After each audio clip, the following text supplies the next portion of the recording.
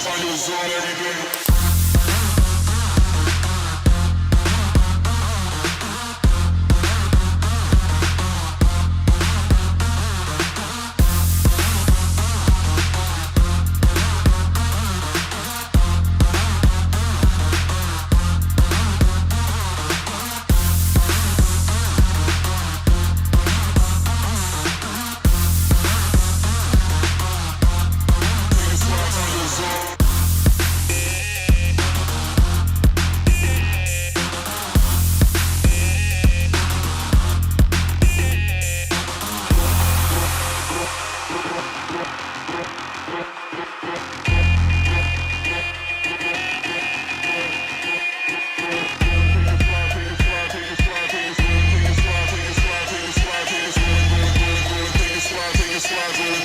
Find your zone every day.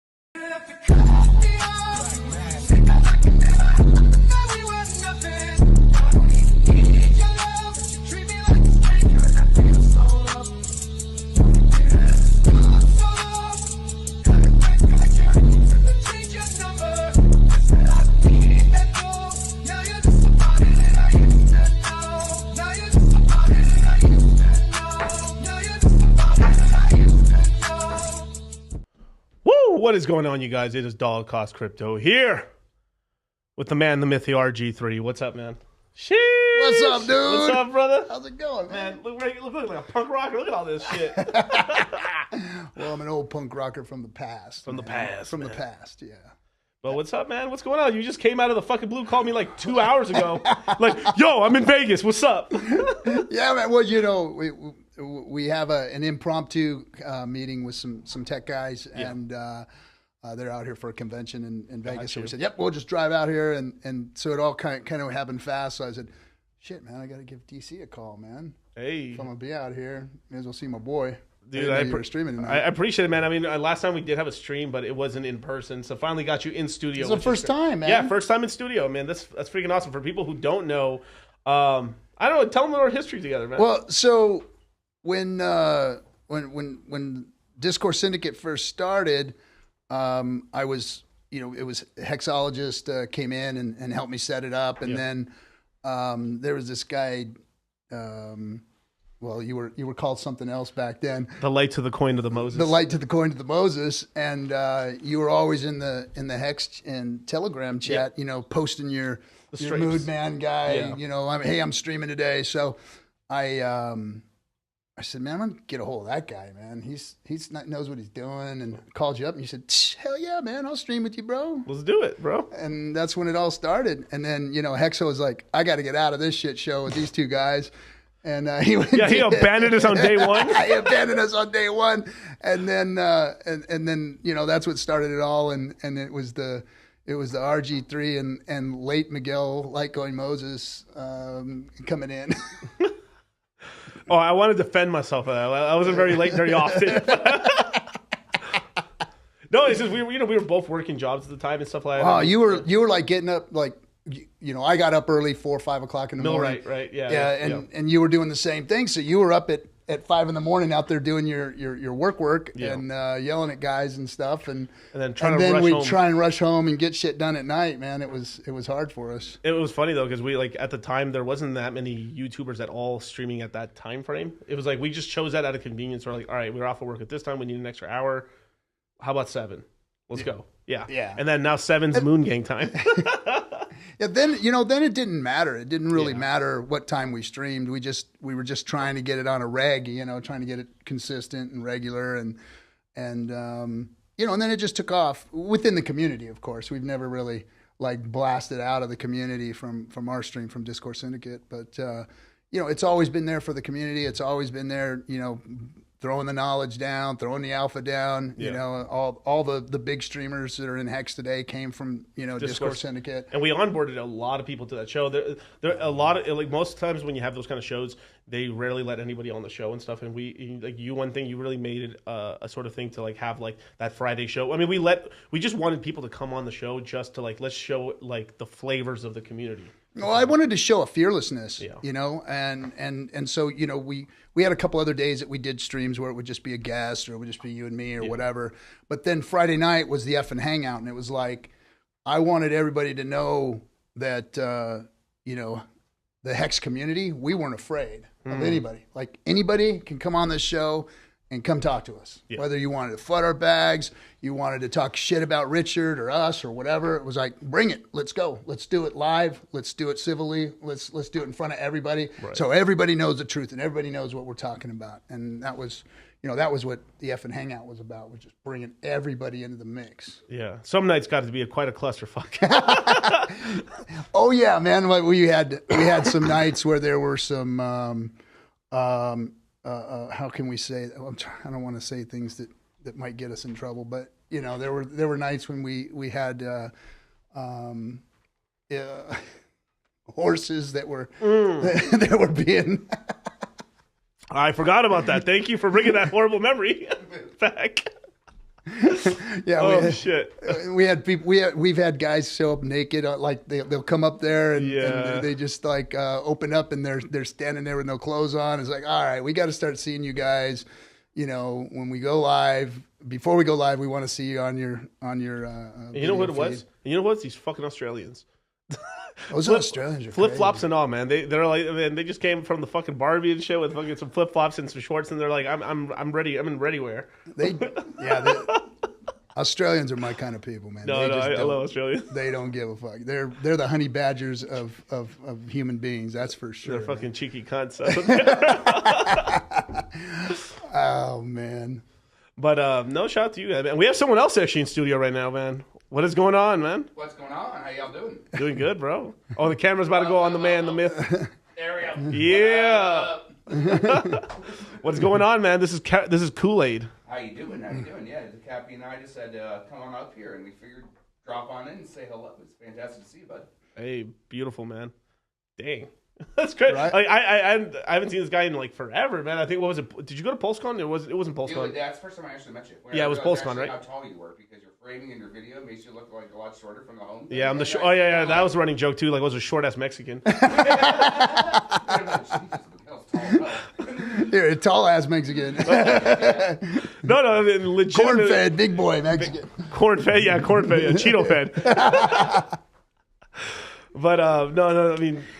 It was a bunch of crazy times and stuff, and we were streaming so much back in the day. I mean, like, dude, like it was like 3-4 hour shows, like 3 or 4 times a week. Oh man, like, that was non-fucking stop. Dude. That was ridiculous, man.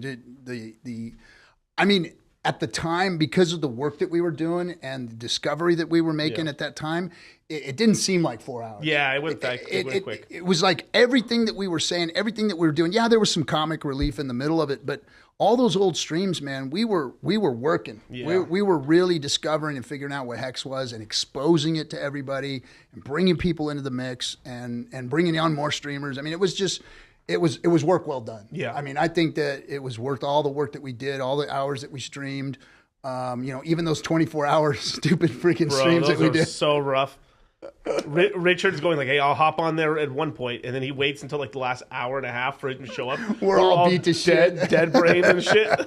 We're all dying, man, and Richard's showing up all fresh, showered, just coming on, and we've been sitting there steaming for freaking 24 hours. Yeah. Well, it did show me how to do 24 hours, but I was talking to John Orlando earlier. So he owns like the what's called the Action Junkies podcast. He owns like a whole podcast brand and stuff out of Vegas. And when we were talking to him, and I was just telling him the right move. He says like he wakes up at 5 a.m, and then that's when he starts the 24 hour. I told him no, the move is 3 a.m, because basically 3 a.m, you're there, you're up there, you've kind of powered through that morning part, and then when you end it, you can actually end it sometime in the nighttime where you actually can get some sleep. Because if you mess up, let's just say you start at 11 in the morning. Yeah. It's like it's daylight. Like, you're going to go to sleep in the sun? Like, you want to get your circadian rhythm back. Yeah, that was our mistakes that we made. And shout out to the chat, you guys, man. We got thank you so much for the $10 super chat. Josie Wales, Hextastic guest, loving it. Beautiful, man. And we got Bugs right here. Kool-Aid is there. Oh, my God. He's one of the smartest guys ever. 100, 100, 100, 100. So shout out to you, Bugs. Shout out to Kinetics as well. Alex Santos hit the Pepe, man. And Mel right here with Hex is 6.1 cents. How about that? Oh, hey. How about that? Hey. How about that? How right? about that, man? I mean, what was it? 2 months ago, man. We were heading towards half a penny. Right? Everyone was waiting for that 1 cent. The 1 cent gang was out there. They were excited. They were getting their bags ready to get filled, and then gone. What are we at? A 3x right now? Yeah, 3x. 3x. It hit what? I think 1.7, 1.7 cents at the low. Let's just say 2 cents where everyone could have got in. It's at 6 cents. You're up 3 times. It damn near hit 7 today. I think it was 6.9 today. 3 cent, 3x in like a month. In a month. Dude, and that's nothing. And that's nothing because if you look at the liquidity that are in the pools right now, we are about to see a rise to 12 cents like that. Woo! Wait, hold up. Say that again? There is no resistance from 7 cents, 7.2 or something like that, all the way up to 12 cents. Hit a Pepe for that. I need.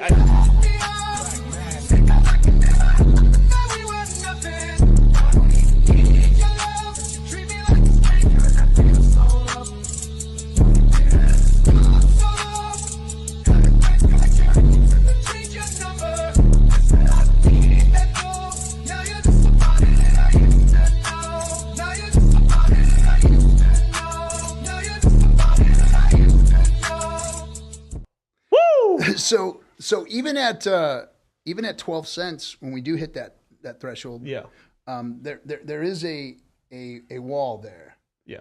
And it's very, very clean. It looks very, very set up. It looks very, very methodical. Who's got that wall there? I don't know who it is or what it could be. Well, who knows? But there's not a whole lot there, too. Like, we've seen Hex move. Yeah, we've seen Hex move fast. Yeah. It can blow right through that wall, too. Yeah, I remember the fastest move that I saw was we went from 9 to like 21 cents. That April jump? Yeah, it was April. It was just like, 10th, it was like thrum, like that. We're like, what? Whoa. Yeah. It was such a great move. And then I remember the days before it. I mean, I think I was streaming at the time with, it was a big group stream thing. I think it was me, Wasabi, Motley, a couple other guys and stuff that were there. I think Coffee was there too.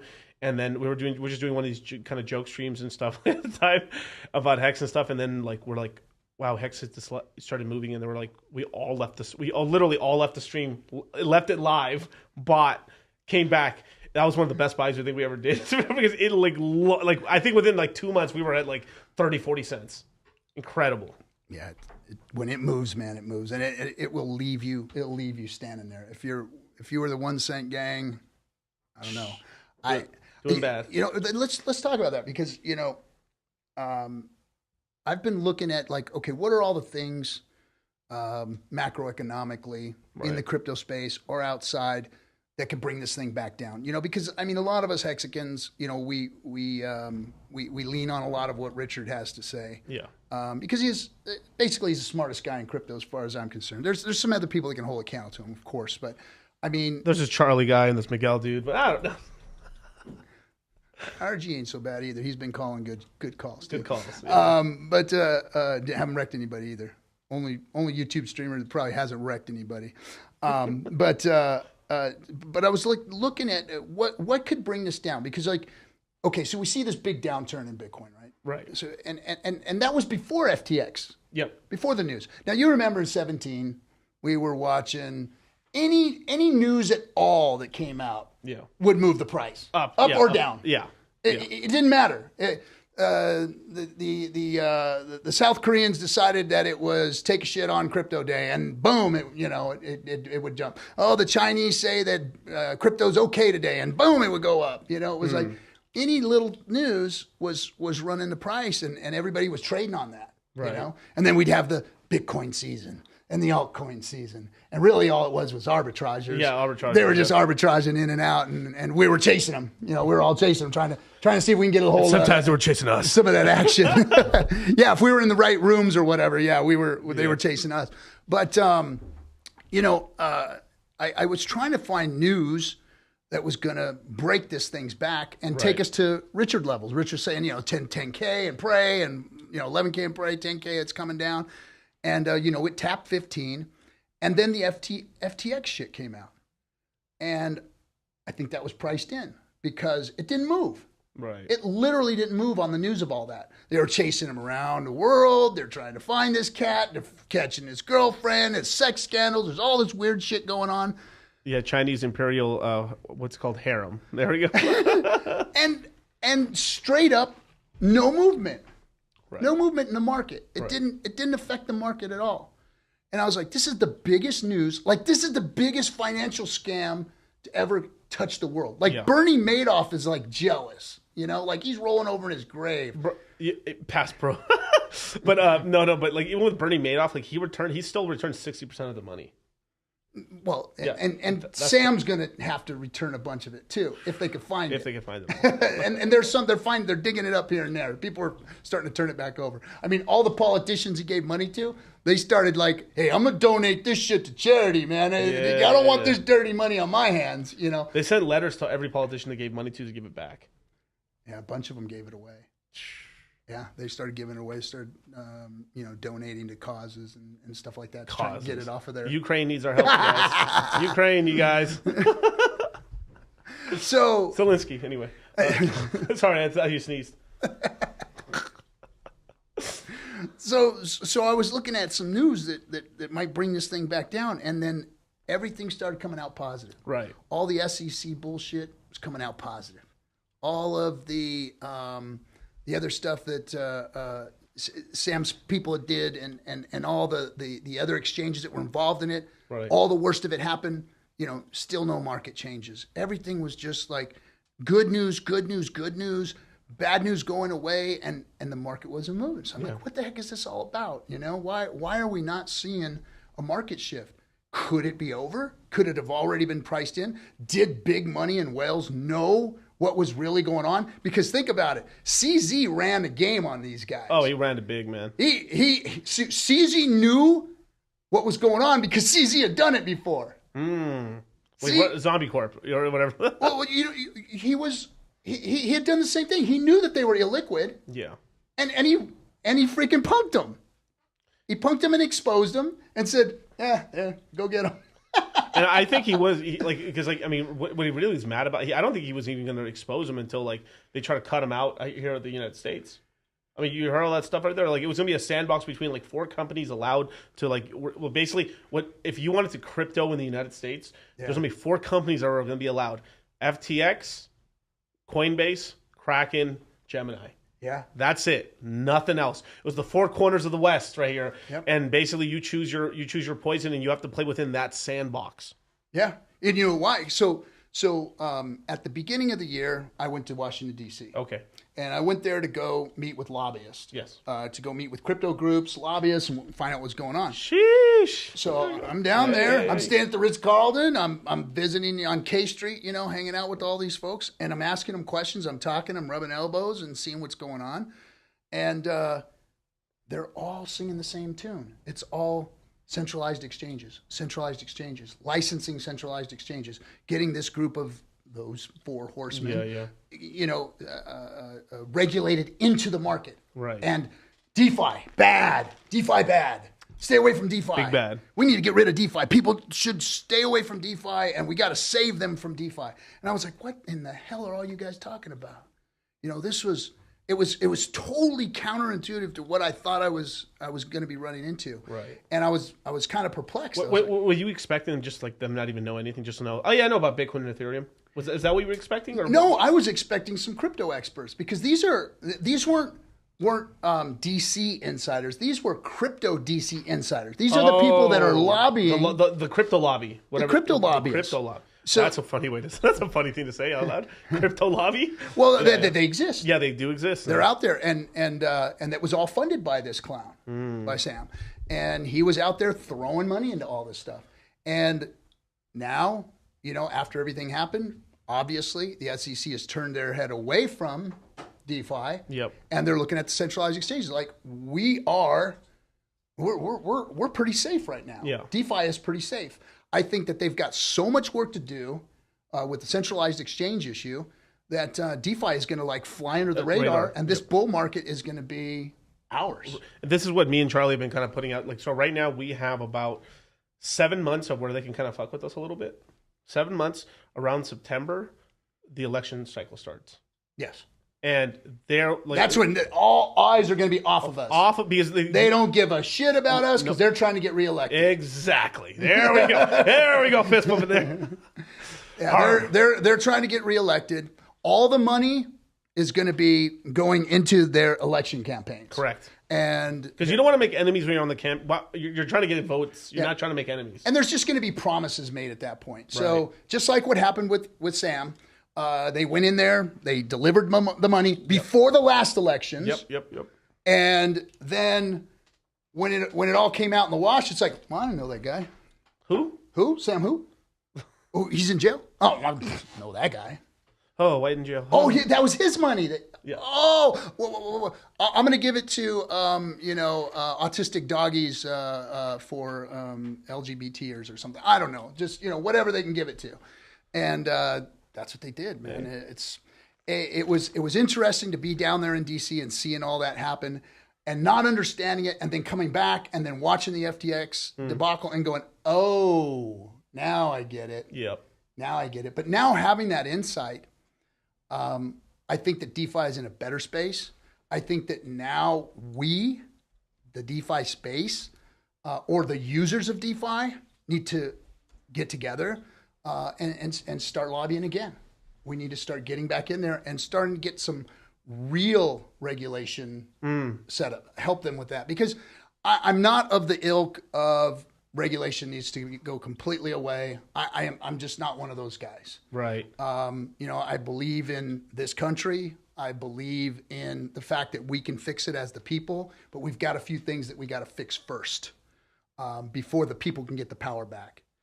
Because we don't have the power. And that's everybody's problem, is that we don't have the power. But we yell and scream and cry and whine and complain and eat shit and bark at the moon versus going out and doing the real work. And the real work is changing the way our system treats the individual voters versus how they treat the moneyed interest. We need to get our power back. And that's going to take a lot of work. And all of the energy and work that's going into bitching, whining, moaning, and complaining on streams like this and on the YouTube and the Twitters and everywhere else, if half of that energy was put into getting rid of Citizens United, then we might be able to change some shit. We might be able to fix some things that are wrong.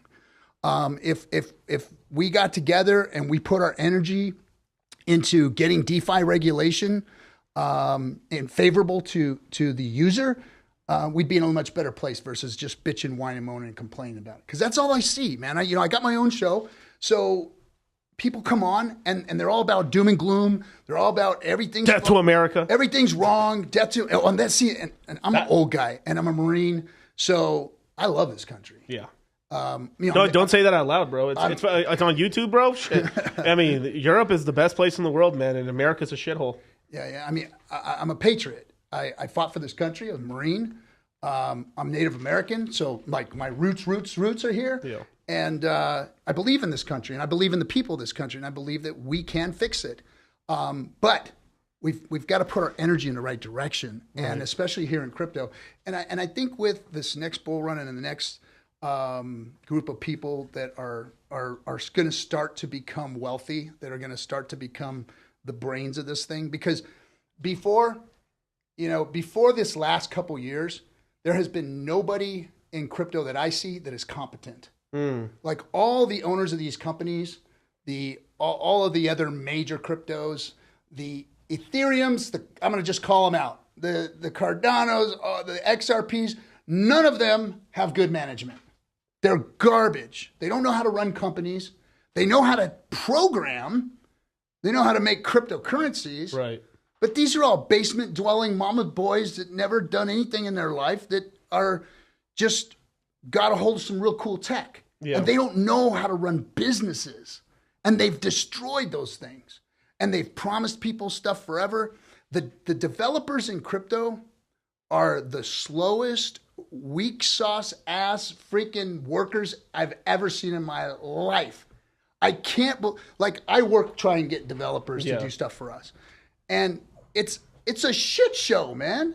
It's like, where's these people's work ethic? Why can't they ever get anything done? Why is everything always promises and late? And it's like, it's not that hard to do this stuff. Right. They've been doing it for freaking 13 years.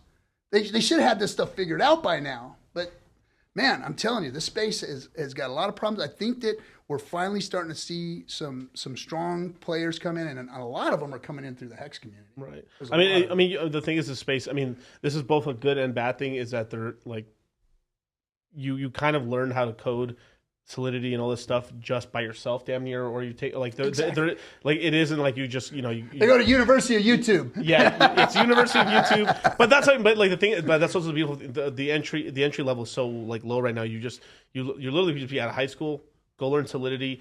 You're a copy and paste developer for a couple of years and stuff like that. You start getting kind of decent, and then you just start. I mean, like that's probably one of the best career tracks I could tell for someone right now is like either get into like reading contract code to like for audits, or go learn Solidity and actually learn how to code and stuff and implement contracts. Make a fortune.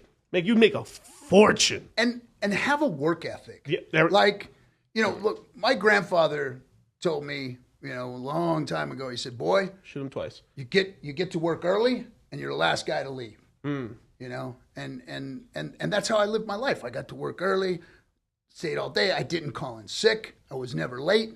I mean that. I was never late. I was late one time because of some crazy ass traffic that got jammed up on the freeway one time, and I called them in, and I was only 15 minutes late. So it really wasn't late, and that was 30 years of work. Yeah, and I probably can count on the times in my hand that I was actually sick, you don't see that anymore, and especially in this crypto space, it's like get your ass to work, go freaking get going, and get something done versus all these promises that they're offering me. I mean, how long does it take if Ethereum could have smart contracts? Why can't somebody else have a smart contract? Why haven't they figured it out yet? Why do they have to tell somebody for 5 years that they're going to have smart contracts, but they don't? You're asking too many questions.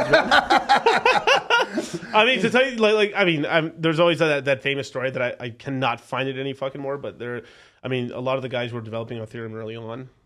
They got their allocatements. I mean, they got their free Ethereum, and they also buy some Ethereum early, and they watched this thing go from nothing to like a lot of money within one cycle. And like, there's just a notorious sort of story where like halfway through 17 and like almost all of 18, they were on vacation. Well, yeah, completely I would imagine. Imagine Virgin. It's Rockstar. Imagine you're 31. All right, RG, I want you to imagine something. Okay, you're 31. Never had sex before, and now you're worth millions, and now you've gotten laid. I would take 6 months to really process that. 5 years, bro. You need 5 years. That's a 5-year vacation right there. Like, oh shit, traveling the world 5 years, getting laid, and doing everything that you didn't do in your mom's basement. Oh shit, Bro, I've seen some pictures, bro, with like some dudes, like it's just like the most terriblest looking dudes, and they're like with like chicks on yachts, bro. Power to them, but like Jesus. Yeah, I mean, hope, you guys. There's hope out here for everybody. It's rockstar syndrome, yeah. And that's probably why they backed off and didn't continue on and get things done like they should have. And in the meantime, guys like Richard Hart ate everybody's lunch. Yep. It's like, okay, you guys aren't going to do it. Watch this. Stand back. And he did it. Yep. Said, okay, I'm going to launch a good crypto. It was like, wow. That's all it took was somebody to launch an immutable code that turns into a certificate of deposit of some type that generates yield. Its inflation is very low. Boom, boom, boom. Program it. Seal it up. There it is. Yep. Wow. Really? That simple, huh? and it didn't take them that long to do it. Hex launched. No hiccups. No problems. So obviously it can be done. It should have been done more times. I don't know why there's not more cryptos out there that are better than they are. But the space has just gotten lazy. It's almost going off the conversation that was kind of going off. Like, So I had this asshole fucking talk shit about me and Charlie. I'm not gonna say his name or whatever, man. The guy needs to stay on his meds and shit. But I mean, it was interesting because he was like bitching and moaning something about like making money in the space, right? Because it is important, right? Because like everyone comes to the crypto space to make money, Of course. right? What you're buying coins hoping the price goes up, right? Right. And there's product and service business. Like I have a product and service business where I educate people, right? That's my product and service, right? Now there's another product service which a lot of people don't know about. There's two other ones. You make your own project / coin. Yep. And like, how is that making money? Well, bro, you're making a coin, and that's basically like you're printing money at that point because your coin's worth more than zero, and you got infinite amounts of it. Basically. Yeah, and if it has product market fit, price goes up, and you're the founder, you got a bag of it. You got a bag of it, and you're really wealthy. The other one, which what this guy was doing, which he maybe he's a little too stupid to fucking know what he's talking about, but you shill a shitcoin that doesn't have much volume at all. You're a pump and dumper. Mm-hmm. Right? So, yeah, I can say Ethereum a million times. I'm not going to pump the price. No, neither are you, right? No. I could say Hex right now, and like the price is really going to move, right? But you talk about some of these low cap coins or whatever. You talk about Ethereum proof of work, Ethereum Fair, fucking Zen on some chains and shit. Like they got no fucking volume, and like price goes up, and you get a little bag of it, and you talk about it, it can pump up and stuff. Yep. And the guy's not realizing that he's like the same thing. What he's chastising, he's fucking doing. He's being a fucking pump and dumper. Yep. And that's how he made his money and stuff. And I know that's where he made his money because he was broke beforehand. Yeah, well, there's a bunch of them out there that I like to call just strong and wrong. They've got strong and short. They got a good gift of gab. Yeah. They know the space enough to talk technical. Right. And they motivate people enough to go, hey, this guy knows what he's talking about. I better get me some of that. And even though they're wrong, and the reason they're wrong is because they're getting paid to shill this crap. Yeah. And they just shill it because they're getting paid. And you could see them all. You could see them all. Yeah. And that's the other side of the coin, right? The pump and dumper, and then the guy and the paid pump and dumper.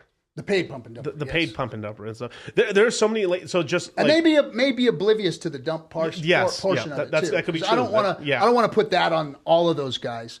But they know what they're doing. They know what's about to happen. I feel like you could accidentally do it once or twice, and then by the third or fourth time, you're like, oh shit. Yeah, and they're using me to do this shit to people. Yeah, because I do know a couple people that like they were like they invited some buddies on, and the buddies started like, hey, they're talking about these coins and stuff, and they're like, yeah, man, that's cool, man. Shout out to you guys. And then they're like, oh no, these guys just use me to promote this bullshit. Got you. Yeah. Yep, that's how I see it. Strong and wrong, and they fooled a lot of people, and when you get into crypto and you make it, most people just fade off into the sunset. Right. Look, my view on this whole thing and my position on this was, kind of just one of those philosophical things where to whom much is given, much is expected. And I was blessed beyond given what I deserved. Yeah.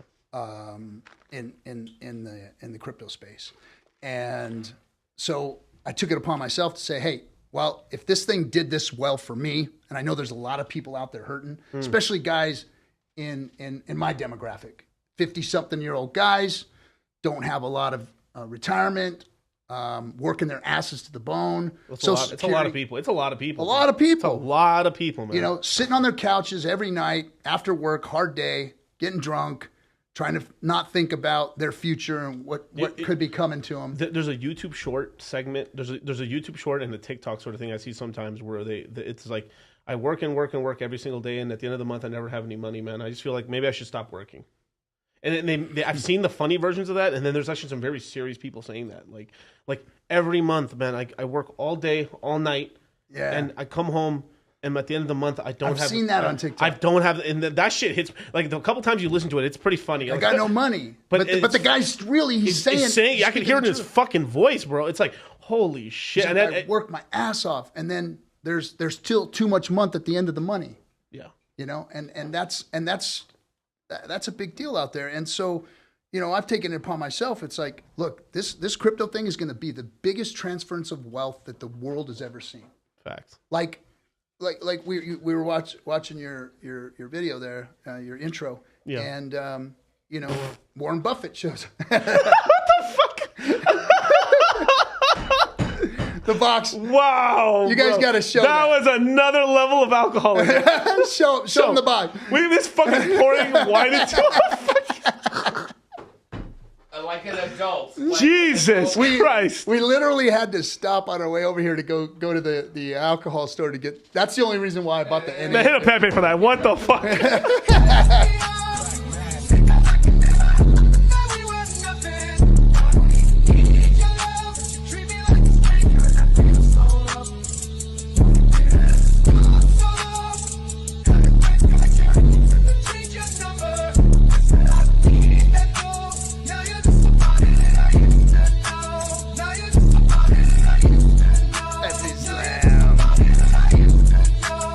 The chat's going Kool-Aid's a legend. me and RG were just like talking to each other right now. We just look over and we just hear a pouring noise, and then fuckers just filling this 32-ounce thing full of box wine. Travis in just disbelief. Hulkamania going wild. I just couldn't believe it. Where were we? Okay, yeah. Where were we? Forgot. Fuck. I don't even have to do anything. I just pour my wine and I can fucking derail the conversation. Yeah. I think we were talking about when the tide pulls back in, when the tide pulls out and stuff. You see women naked and people who disappear and stuff like that into space and stuff like, it's just a sort of thing where like you got to really take a look at what you're doing first before you really talk shit, you know.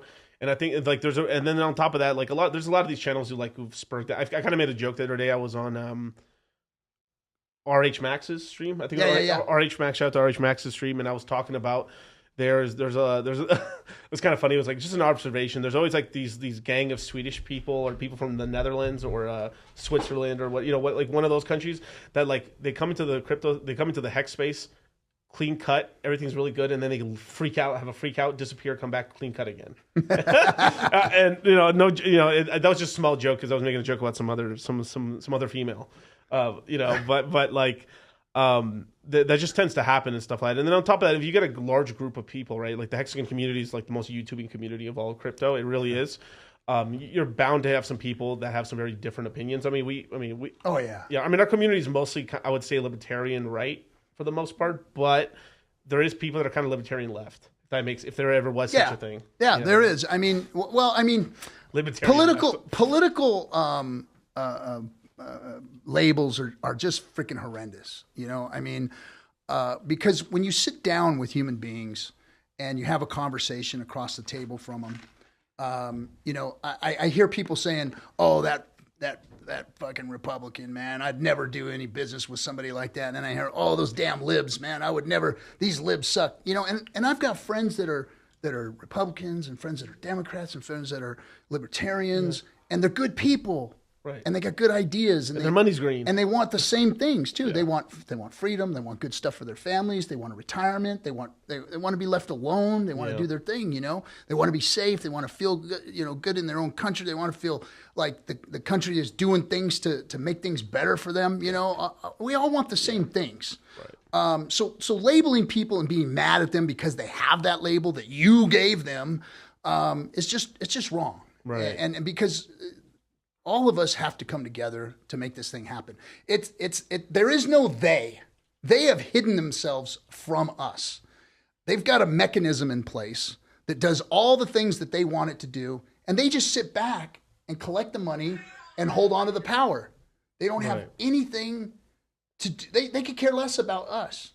And until we get ourselves off our asses and get things done to take the power back, you know, we're just going to have to sit here and keep bitching, whining, and complaining, I guess, you know? And that's going to do nothing. It's going to do absolutely nothing. And we're going to have a whole generation of people that just fucking cried through the whole thing. That's what's going to happen. And it's really disappointing to me because I'm fucking tired, man. I'm 55 years old. I'm tired. It's like you guys need to pick up the reins and get this shit done.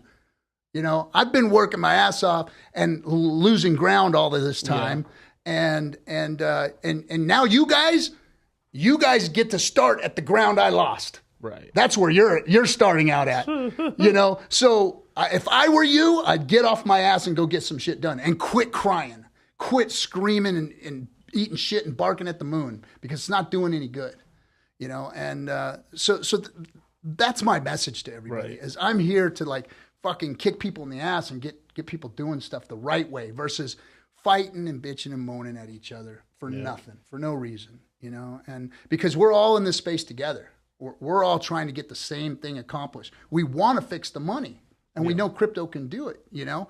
And you know, you and I discovered that, you know, we read the white paper. So when we got back in, you know, in the day, we were gung ho, and then we got sucked into the trading game. Yep. So we were like, oh, okay, well, this isn't the world-saving global monetary system. That's right now. It's just our plaything. So let's go. It's the casino. It's the casino. Let's go play. Yeah. And then at some point you just realize that the odds were stacked against us. Right. You know, the house always wins. Yeah. And they were always winning. Every once in a while, someone would get lucky, but for the most part, everybody was getting wrecked. Every trader out there ended up wrecked. I mean, look at them all. All the old influencers, they had to walk away. They're all gone. Yeah. They all traded themselves into oblivion, you know? And you want to know one of the reasons why they really hate Richard too and stuff? This is because he was right. Well, he was right. But one thing he was saying a lot was about these referral codes and stuff like that. Nothing's wrong with the referral code, but it's more like what's the referral code to? Like a referral code to like get you like a discount on a car versus like a referral code to get you to trade so you lose your money. Yeah. Right. And that's what ended up going on. That there was like a lot of these influencers back in the day, the reason they were trying to get popular in the first place is because, hey, use my referral code to BitMEX and stuff like that. Okay, sure. And the thing is, I would create this giant list, right? So like I'd create dollar cost trade. There we go, dollar cost trade, and then I'd give you the referral link, and then basically all 250 of you guys watching right now are going to sign up to the thing. I have 250 of you guys on that list now, and whether you guys win, lose, go sideways, as long as you're trading on BitMEX, I'm getting a residual payment off of that guy. So you just got to imagine if I'm getting a 1% to 2% fee off you guys for every trade you make, with 250 people on that list, I'm making what a trader, his entire portfolio of like 2.5 traders every single month. And you're safe. And I'm safe. So and everybody else is at risk. And I remember even as late as like 2020, he's like, "Oh my God!" Like he's like, "I showed my link to some guy back in 2016, and this whale's still using my fucking account right now. Thank God. I don't know who you are, bro, but thank you." He's like, the dude was getting paid like $30,000 a month still. Oh my goodness. Yeah, from like it was like 6 traders. He's like, I only shared it to 7 people. One guy's still using it, and like the other 7 or like the other 6 are not even using it anymore. He's like, I'm still making 30 grand off this dude. I love you, whoever you are. What luck, right? What luck. But the thing is like, oh, Miguel, that's such a good. That one's a good story, right? Because like there is winners, right? But the thing is the majority of people start losing. Yes. Like it's called dollar cost crypto for dollar cost averaging, dynamic DCAs, not for just blindly throwing it all in one shot or gambling. Yeah. Right. And what you're doing is, by implementing that strategy, you're bringing in time tested success, which is the Warren Buffett model of investing. Now, I'm not saying that, your best investment is going to the stock market, but he had the best strategy. It's a time-tested strategy. Getting in and holding and saving and buying into, good companies is smart investing. Yeah. And that's what the man did. And he became, one of the richest human beings on the planet and made a lot of other people rich. Watch this shit. So Warren Buffett was only worth, I think Warren Buffett was only worth like $50 million or $100 million when he was 50. Only though. And he made the majority of his wealth above the age of 50. Yeah. So there's time, bro. No, I'm good, man. I'm good. I did mine too. but they said the difference between him and a lot of other investors, because there's other investors that made way more money, way faster, way sooner, right, than Warren Buffett. But what Warren Buffett did is that he never left the game. No. He kept playing the game. If you actually track time in the market, he was in the market. There's guys in the 50 when he was 50, he was a fucking nobody.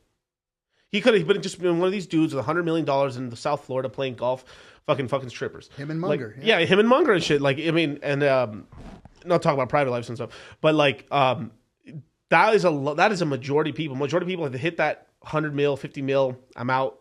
just going to live life and stuff. And that's totally fine. That's beautiful.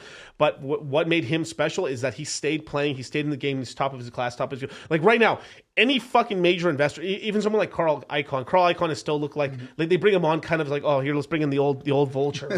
Like this fucker would like go into your company, ripped your fucking guts out, fire the entire staff, and like, ooh, a penny. But it is later douches and then fly off, right? But they bring him as like, oh, they bring him in a wheelchair sometimes and stuff. The guy's still sharp, but he's not the guy he used to be. He's not the trader anymore, right? Yeah. And here's Warren Buffett and them still sharp as a tack. Like it's one of the rare like there is like this whole thing that attributes to like when men top out in income. It's kind of crazy, right? So the first time, so if you're very low in IQ, if you're very low on IQ, like let's just say you're just this, whatever the IQ, which is the bare minimum to get into the military, as an example, right? Mm-hmm. Like you're functional, but like any lower, you'd be a detriment in the military, right? Let's just say 75, right? In IQ, you max out in income around 36 to 38. And that has to do with your testosterone complete peaking around that point in time. Basically, you're at the youngest and your testosterone being at the highest, and you've learned the most amount of skills, and then that's usually when you top out, because from there you're not able to advance into better jobs. You're doing a lot of manual labor and stuff like that, you know. And it's just, maybe you're a worker, you don't own the business, you're just working for somebody. You've been working in the company for like 12, 15 years. They give you bonus, they increase you, but at some point they can't like put you any higher, Then from there, you hit the average for most people where they top out on money 45. That's people with IQs of like 120 below. Pretty good, like really good. Then and then people in that 120 category can actually keep making more money, but it depends on what fields you're going into and whether they can keep stacking more things on top of it. And for some people, they just top out right there. So it's like 45. Then there's like the highest level, which is like the craftiest people, the people with the highest emotional intelligence, really high IQ, but not too high, because it's that whole thing that like Richard Hart says, when the IQ is too high, they're emotionally retarded. Yes, very stupid. Like some of the richest people in the world are in that 120 category, 140 category, not 160 or higher, because they're so smart they can't communicate with anybody else, right? Yeah. That emotional intelligence. Now, that IQ right there, right, is their income usually tops between 55, and then there's this very, very rare individual. I'm talking about, it is like a fraction of I'm talking about like, all right, like Hex is one time 22% of a penny, 10% of a percent of people where their income never stops growing. They just always keep, they either plateau-ish and slightly grind up, or just keep going up. And that's the type of person that I've always just aspired to be. Mm-hmm. Because it's like, well, and this is a person like there's like football players out here where like they make tons of money and they keep investing. They're making more money outside of the field than they are in the field. Yep. And you look at those people, and it's because exactly what you just said. It's a mixture of not only the intelligence, their acumen, business acumen, and all that, but it's their emotional intelligence. If you see people like Richard's got both.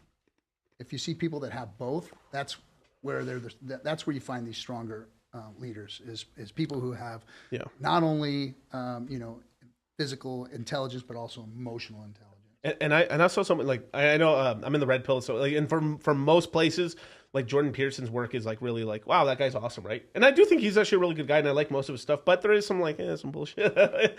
But one great thing that he did say that I do really think about a lot sometimes is when he says that, why the Bible, like, all right, outside of it being biblical or anything like that, right? Why would you want like a large portion of your society to listen to the Bible or the Quran or whatever, or any of the major religions? It's because if you follow this book or this rule book, you're probably going to live the best life you can, even if you were dumb.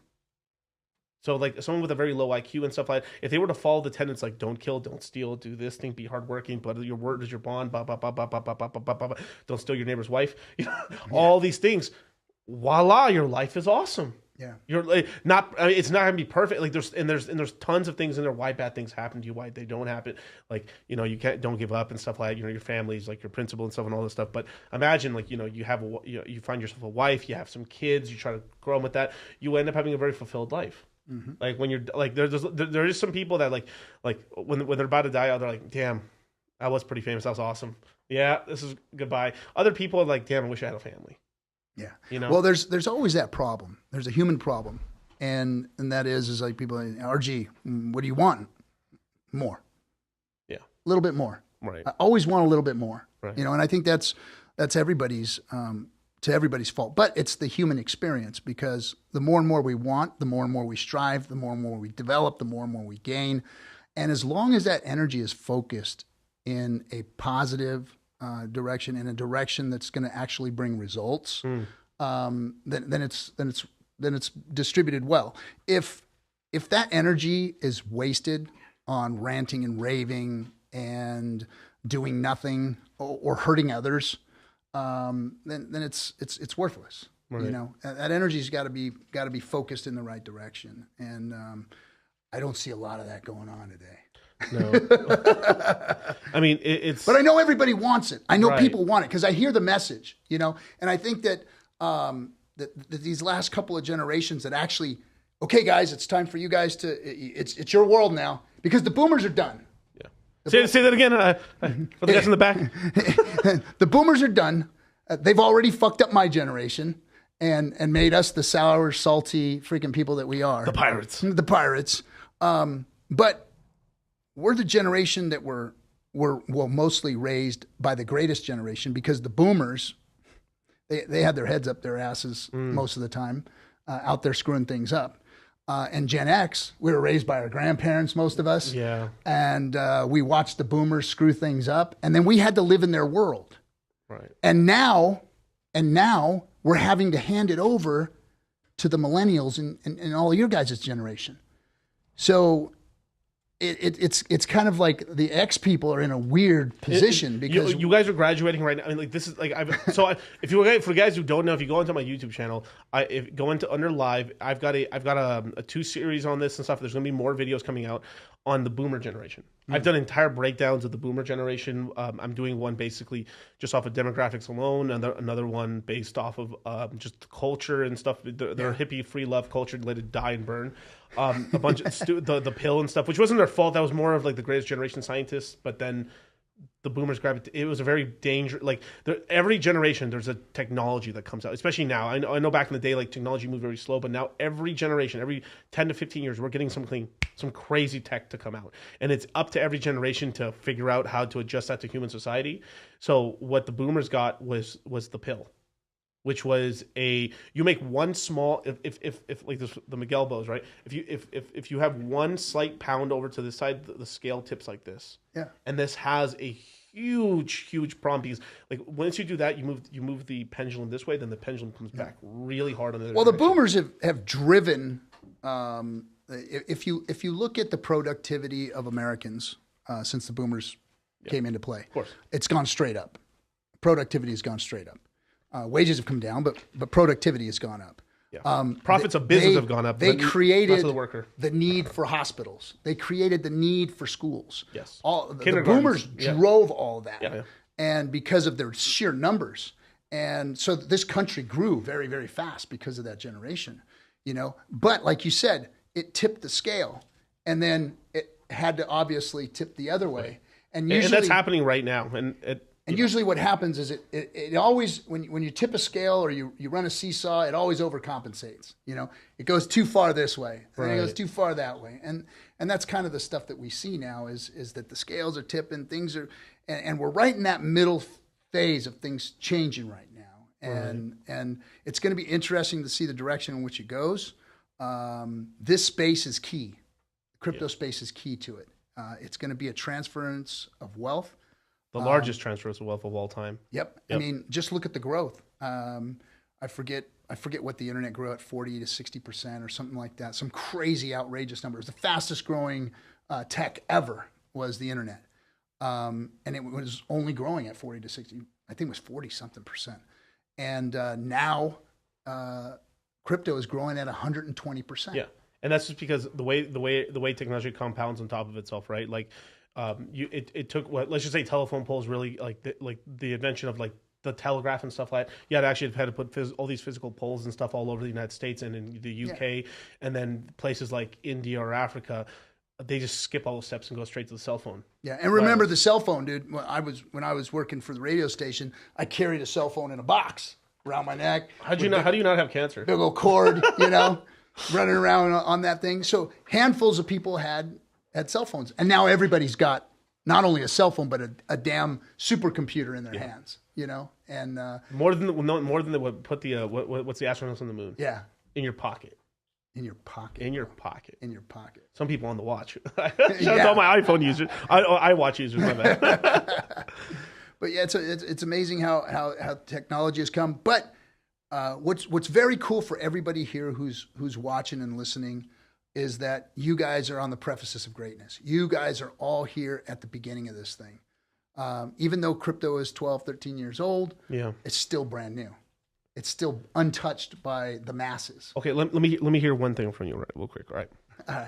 Now I know I want to say hex, pre-hex, and stuff like that, but let's just be for real. Okay, there was a crypto world before Uniswap and after Uniswap in a way, because now let's just say if Uniswap didn't exist, hex would still be the same thing it is right now. Mm-hmm. Hex would still work. Everything's on Ethereum. We wouldn't have much of a problem outside the gas fees, and then we'd be trying to make our own Ethereum. So Uniswap is whatever, right? I mean, Uniswap is whatever, but or Hex is whatever in terms of that, and Pulsechain and stuff, right? But the whole before and after Uniswap, this is how crazy, like, people don't understand when like Hex launched, there wasn't like we were in the last ages of the before times when like crypto was still very not advanced. Mm-hmm. Then Uniswap came out. We popularized it in Hex and stuff. We were the people who got Uniswap popping. It was Hexagons. Nobody else. Trust me on that. There was you go on YouTube, you couldn't even find tutorials of how to use Uniswap or anything. And we were running it. I mean, we were all the liquidity pools.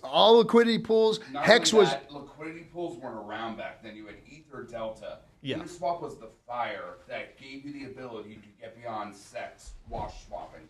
It was the fire from Poseidon that allowed you to see on screen, on chain, exactly what an order book was. Right. Ether, Delta, if you fucked up with a zero, you're done, bitch. You lost your bag. From there, we built mechanics onto it, which we all front run and figured out how to do and proclaimed and built. Now we are running with fire. We are building metal. Yes. Yeah. Uniswap changed crypto. Yeah, it changed crypto from that point. And most users don't know that. No, most users don't even know that. No, they're coming into it right now where it actually working.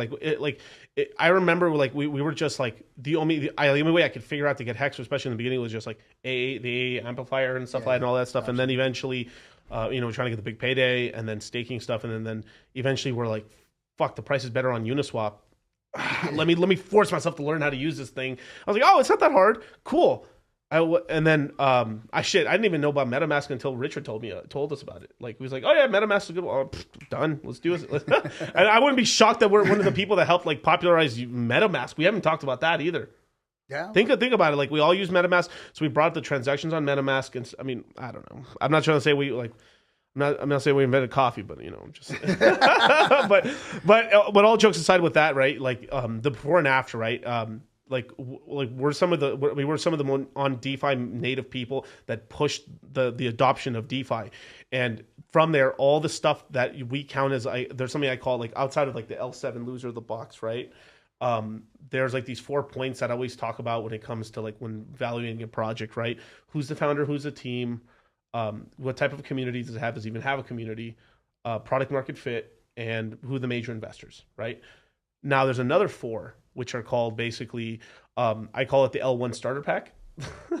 So you've seen those memes and stuff of like, it's like, oh, Latina starter pack, big ass fucking nails, hot Cheetos, big ass hoop earrings, bad makeup, right? Now, there's the other joke of the side of it. It was like the L1 starter pack is you need an L1 token, you need an Aave, you need a Uniswap, and you need an NFT, and you need a NFT, what's called marketplace. These are the 4 things that you need. It's like when you're trying to start a town. You need a church, a bar, and some places for people to live, and that's a town, and stuff like that. So having this sort of stuff now, right? All these DeFi primitives, all this stuff, all the leverage and all the exchanges, whether we like it or not, this is all the stuff that we need for an ecosystem to run. And now, basically, when people start their own thing, they're automatically getting it all. Yeah. So it's like where we had to use the telephone. Like, the reason we're so good at what we're doing is because we actually had to use the old shit, and we really know how to move money around. We know how to use these bridges and stuff. And everything. Now the new DeFi user, The new DeFi user just jumps instantly with everything working. And this is why I've called the last cycle, the 2021 cycle, which started in the bottom. Let's just call it in 2020. It started in 2020, entered in 2021, and now we're in 2023. That entire cycle was like the fastest growth of like on-chain DeFi of all time. And I really believe that was a different age of crypto. Like before 2019, the end of 2019, back, we were living in the Stone Age. All you could do with crypto is here. That's it. Can I have it? Thank you. That's it. That's all you could do with crypto. It's still incredible. Because imagine I could send you something without you. Like I'm gonna send you money. No one can stop it. The government says no. I send it to you. So, Did it? Sorry, that's it. But now we can lend each other money. And whether now borrowing and lending money, but people want to do it, so you have to allow it, right? People want to sell pixelated cat gifts. Hey, there you go. Have at it. Have at it, right? You guys want to trade 24/7 all day? Pff, there you go. There's on-chain charts and shit. Like show the screen real second. Yep. Go ahead. There's Dex Screener live right there. Someone just bought $2,000 of Hedron. There you go. Right? Like, for $2,000 of USDC, right? And this is where we're at now, right? And so we tested it out. We played around with all the bugs. We went through all the disasters, the rugs, the LPs and shit, all this crap. And there's more to come still. Oh yeah. But there's something I call cycles theory. So in the 2013 cycle, when we got $1,000 Bitcoin for the first time, right? Mm-hmm. That was, I call it the vaporware era. So when we had the first inklings, like, okay, you take the screen down. For the first time, we had people saying like, okay, we have this Bitcoin thing. It started in 2011. We had this Bitcoin thing. Maybe we should try to do something else. Or maybe like I want to launch something, but the Bitcoiners won't let me. Let me launch. So the good guys would launch coins because they're trying to launch something because the Bitcoin guys wouldn't let them update the code. All right, fuck it. Okay, fine. And then other people were like, yo, I want to gamble. And I want to like make a shit coin to take money from people who are stupid enough to give me their Bitcoin. And no, seriously. And then this was a known thing that the reason you went into altcoins is because you were gambling to get more Bitcoin. Yep. That was the gamble. Now, and then we'd have those seasons. We had the season, and then you had the first altcoin season. You had the birth of like Litecoin and a couple other things and stuff. Yeah. Dark coin, color coin, master coin, and Vitalik actually worked on some of these early projects. People don't even know that, and those are the ideas he got from those early shitcoin projects gave rise to Ethereum in 2017. Later on, stuff like that. Well, 15, 14, and then going to 16. 15. Yeah, 15. But now watch this. Then from there, once Bitcoin, then it topped out with Bitcoin, hitting $1,000, and then it just turbo nuking down to $80, right? Mount Gox and all that stuff, right? Now what happened from there is all the guys who got rich, or at least saw people got rich, or played around in the ecosystem. So that the stage one of a cycle of a 4-year cycle is I like to call the early adapter cycle, the DeFi native cycle. Which is this is where like a new ideas come out. People see what's going on. They're like, wow, this stuff's really cool. Yep. I want to make my own coin one day. Or like, I got my own coin, made some money. Let's do it again.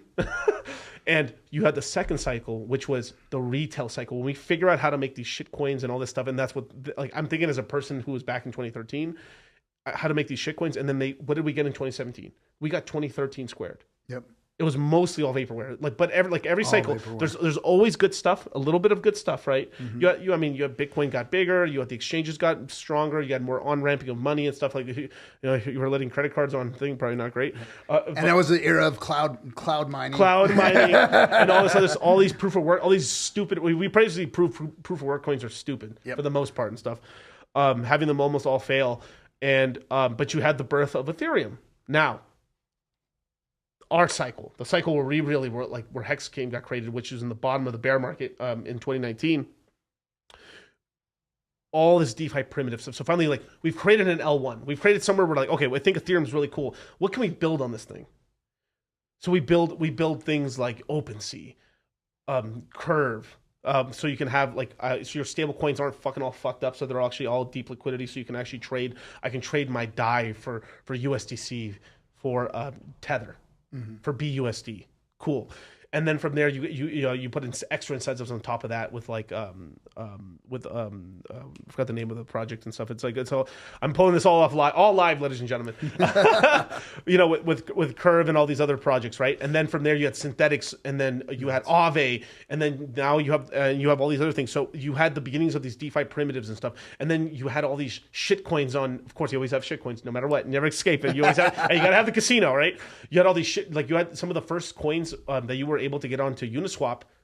Just did fantastically well because you allowed money to be free, and you finally like released the grasps of coins launch. Because if you had a shit coin and you couldn't make a deal with with like Binance or Coinbase, your coin was going nowhere. Yeah. Right. But now with Uniswap, you could sidestep the exchanges and build our own thing.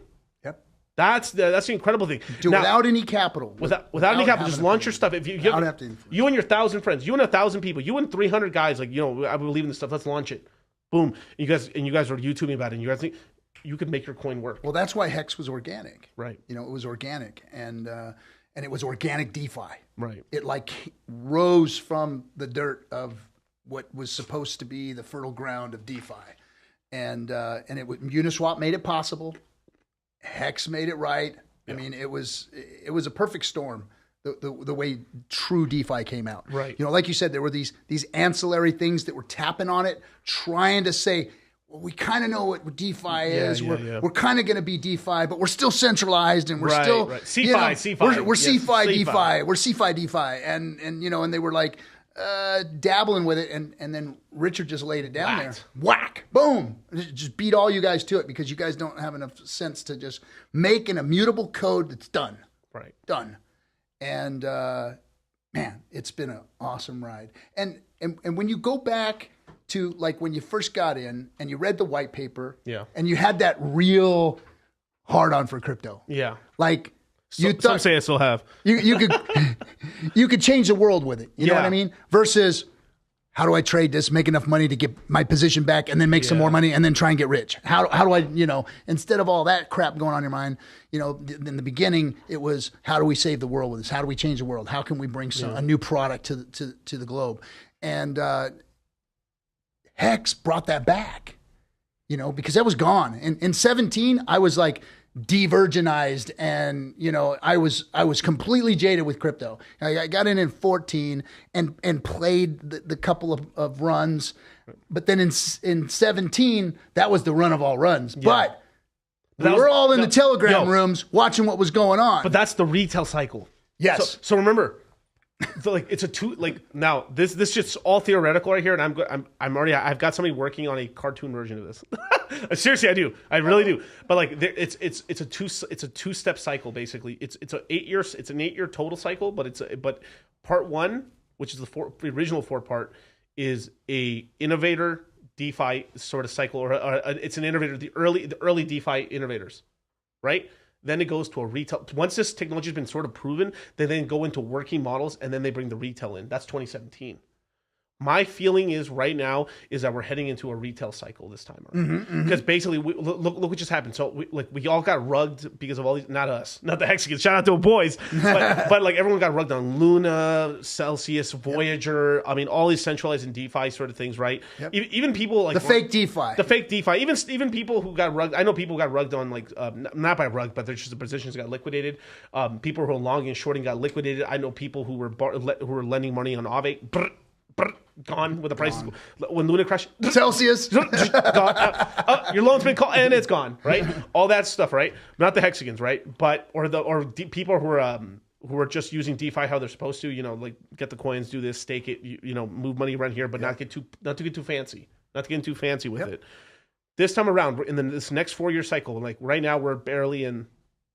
We're in this year. We're in the 1-year one right now of that cycle, and. Look what happened. We've gotten a brand new thing that happened. So back to the L7 loser, right? The box right here, and that point of like the L1 narrative box, right? Of like the L1 starter pack is the Aave, right? You need a place to borrow and lend. Well, what just got created is you have something called GMX, which is basically Now, I don't fully agree with the whole thing of like, I personally am not really good, but I get it. It's like what they've created is basically an engine on top of Arbitrum that's now been moved onto AVAX. That's actually getting like branched out into all their chains, even Phantom and stuff now a little bit. But basically what it is it lets you do longing and shorting on chain. No more exchanges. Okay. And then you hold the token, you stake it, you earn the revenue of the platform. So it's not money out of thin air. It's off of money off of fees. So it's like you're owning the casino. Now, people are going to make casinos no matter what. So, but it's just the sort of thing where like just like some of the best performing companies in the world are cigarette companies.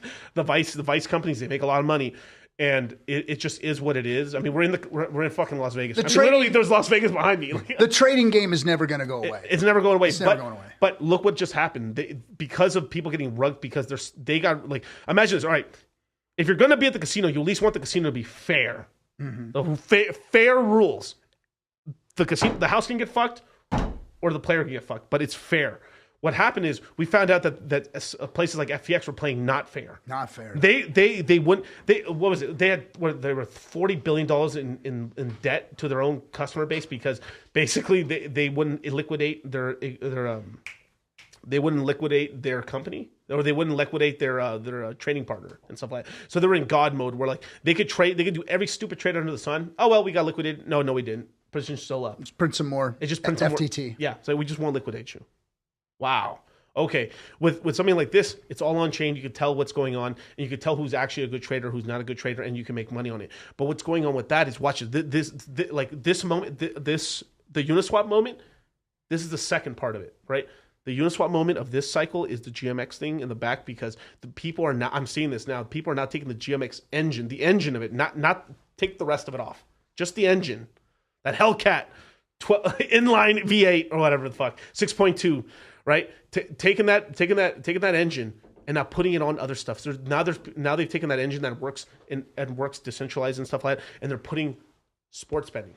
And they're putting this. They're starting to put more things on it, just like we used Uniswap originally. So what's going on is this cycle is heading more towards on chain everything. So like, fuck this shit. Fuck centralized. Everything's gonna be on chain. So they're taking the GMX engine along with the Uniswap V3 and the Balancer V3, taking all that stuff and adding it to everything, every other idea everyone has, and it's working now. Yeah, I'm seeing it. Well, I mean, on chain is going to be the thing that gets us away from regulatory. I think that's going to kind of protect us. However, we have to be very careful not to forget that we need a mixer, that we need something like Tornado Cash that can protect our anonymity. Yeah. Let us use crypto to run businesses, to be able to send somebody funds without exposing my whole financial situation, right. To be able to pay this employee and that employee without him going, dude, how are you paying this guy more than you're paying me? You know, I mean, we need that in crypto. And so we've got to be very careful not to let the regulators do what they're doing, like what they're doing to Tornado Cash. I get it. I understand money laundering. I understand worrying about, terrorist threats and blah, blah, blah, blah, blah. But it's such a small amount of risk. They don't care about that. They really don't. No. It's an excuse. If you ask any senator to give up their bank account, anyone to show what possibly stock they could have bought, Nancy, before any laws go in, or anything of that predisposition, they'd be like, no, you can't have that. Maybe don't release your tax returns. We live in a fair market value of DeFi that has open tools for everything. Engines that can be fair instead of a casino that favors the house. And that is exactly why the utility is what we're being built to fundamentally create an equal system for all. Not the people that make the laws, break the laws, or anything like that. That's exactly what we are building within this ecosystem. Boom. Hit a Pepe on that. That was beautiful.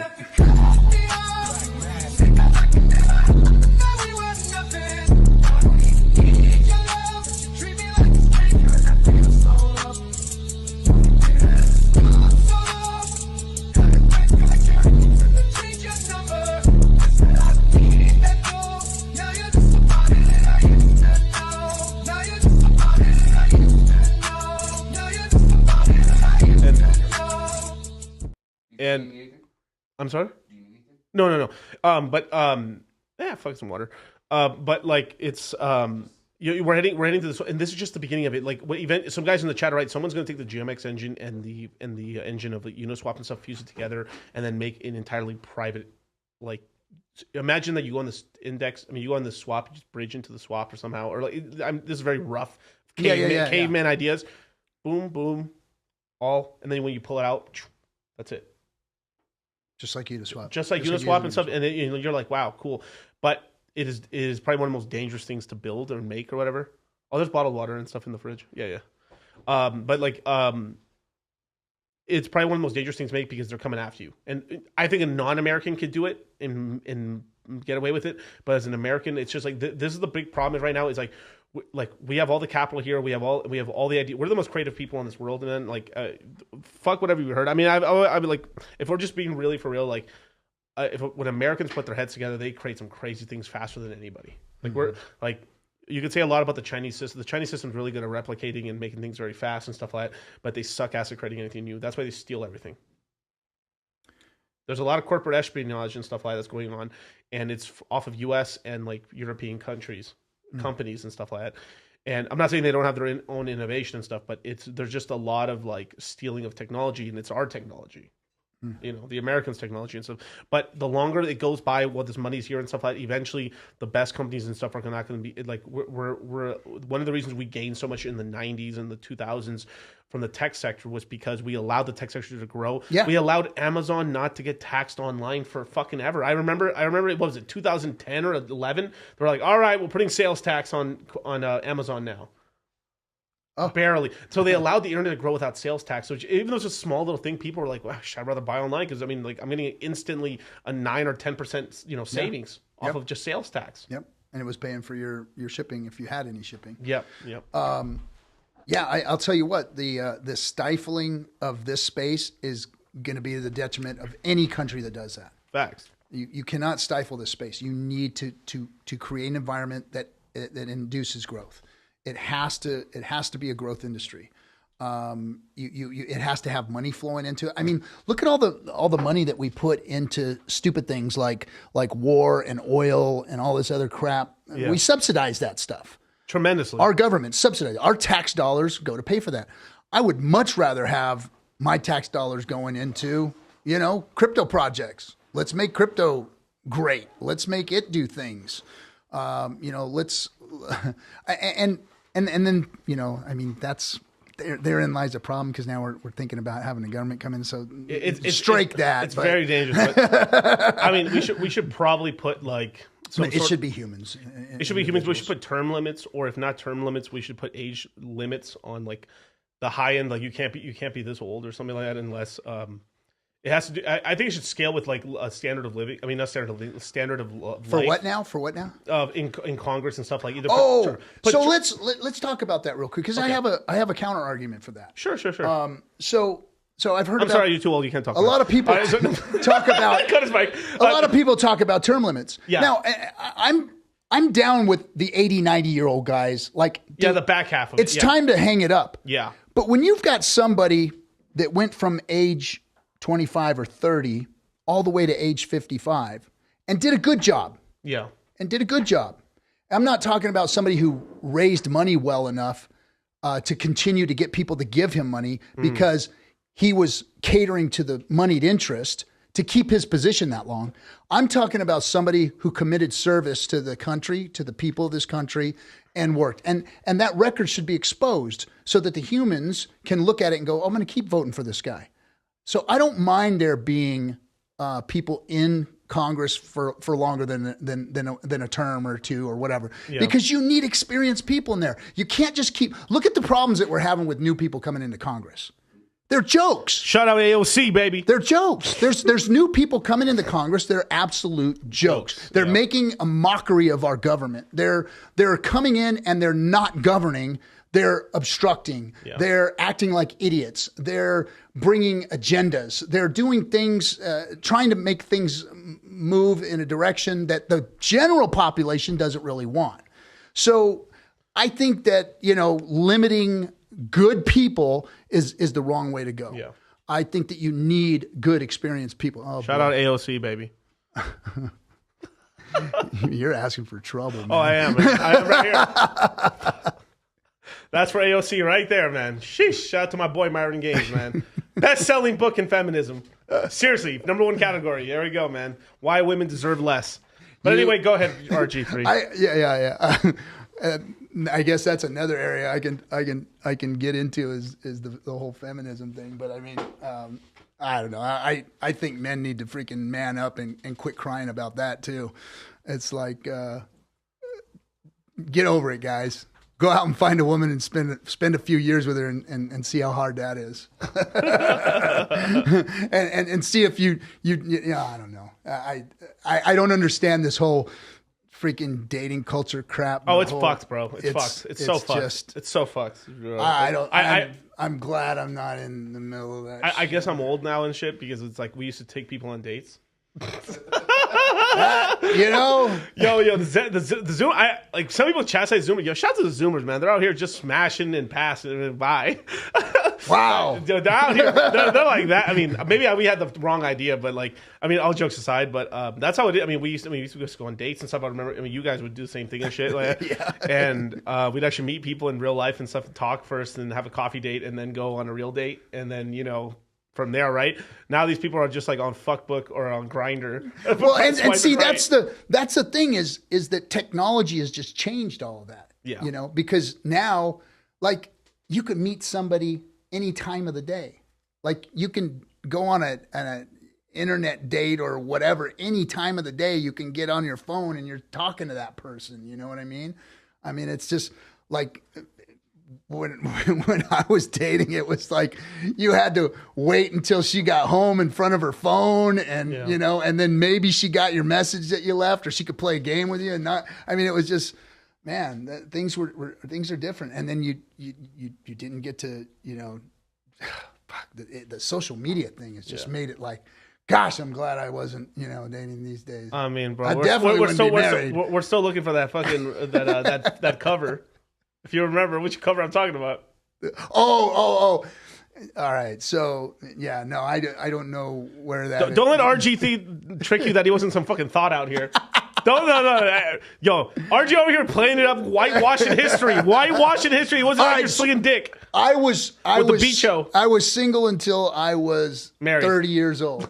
I was in my 30s when I got married. So, and I spent my time. I'm from Southern California. I worked for a radio station, and I wasn't all that ugly as a young man. So I did pretty good. You were acting too at some stuff as well. Yeah. I did some acting, did some radio, and whatever. It was just a lot of fun. Yeah. Hanging out in Hollywood and playing radio and doing all that. So it's just a lot of fun. But man, today's stuff. I don't know, man. I feel for you guys. All you youngsters out there, I feel for you. No. But you probably don't know any better, so it's not really bothering you. Yeah. You are starting to have some of the younger girls, so it's like I would say some of the middle to younger Zoomer chicks. Mm-hmm. Zoomer chicks and stuff like that. That's like, I would say that's girls like from 15 to like 23, starting to see like their older sisters, how bad they did, and they're starting to kind of like push back a little bit. So yeah, I'm like a lot of the Zoomer generation, a lot of the younger the Zoomer girls and stuff, and the Zoomer guys as well. They're kind of like, yo, our brothers and sisters kind of fucked this up and stuff. And it wasn't, but it was more of a technology. I mean, like they created, they'll do it. Like, I mean, it's kind of funny. Like the I forgot what they always chastise so much like the white men and stuff like that. But some white guy from the UK made OnlyFans, and it's made so much women so much money. But exploiting a large portion of men as well. Like this whole simp shit now I call haram on the simp shit going on in the Hex community. It's making me fucking irritated. I'm getting fucking very mad at how like stupid you guys fucking are, bro. Like you like half of bro. There's some chicks in the Hex community that I legitimately think it's like the brother fucking post, like the brother's taking pictures of his sister and then pretending to be a Hexican. Like, yeah, like now some of them are legitimate real. Shout out to Sammy out here. Sammy will fucking, Bronco bust some bitches out here. Sammy will bust half the dudes' asses out there. But like, she ain't no joke. But there's a lot of people getting tired of some females in here and stuff like that. And there's some guys too and shit. There's bitch made people in both sides of the gender roles and shit. But like the gender roles, the gender roles. But it's just, you know, rise above that shit. Like, I mean, if the person's not, outside, you can always be friendly with somebody, but unless you're seeing them in person or they're in the same city as you or some shit, you are not clapping those cheeks. It's not happening. It's fake, bro. Like, she could be digging you, but there's so much distance between you guys. It ain't happening. Yeah, find somebody in your neighborhood. Find in your backyard. But Miguel, you don't understand, bro. Like, if I talk to her every day, I lend her a couple T-shirts here and there, Miguel. I give her. She won't even send me a pic. She won't send me a pic, but when we go to the Hex conference, man, I'm gonna clap it, bro. Just watch. I'm setting it up right now, man. It's gonna be so romantical. She couldn't show up and stuff because her brother is dying of cancer in the hospital. But bro, don't get mad at me, bro. She's in the hospital right now with her brother, bro. She sent me a pic, bro. That could not be, bro. That might not even be her brother. That's some dude she picked off of fucking Google, bro. You guys are falling for this shit, bro. I'm just thinking, it ends now. Stop, dude. Like, dude, I said this yesterday on whose stream was it? Oh my god, it's killing me now. I feel so terrible if I forgot the name of the stream. RH Max? Maybe it was RH Max, or it was like on his no, on Cabana stream. I said this on Cabana stream. I said this on Cabana stream that I was like, might get me canceled, but hey, you guys, man, best selling book in America by Why Women Deserve Less. No, but all jokes aside, RG3 has absolutely nothing to do with the promotion of that book, just to let everybody know.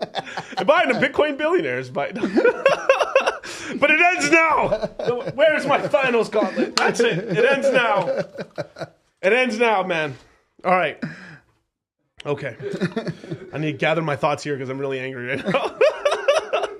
Well, you know, you can't be. They're playing the same game that young men have always played. Yeah. And they're chasing women. Yeah. And whatever but fake means women? they have to do it. Wow, but see, everybody's real and everybody's fake. Because those women that are on the other side of this thing, you know, they're real. Yeah. They're real. Now, I know there's fake accounts and whatnot. But okay, all right, let's just say I'll be nice. Half of them are fake, half of them are real. Now, the real ones they could have a boyfriend, they're far away, they'll never plan to do anything with you, and what they're doing is that they're not taking money from you.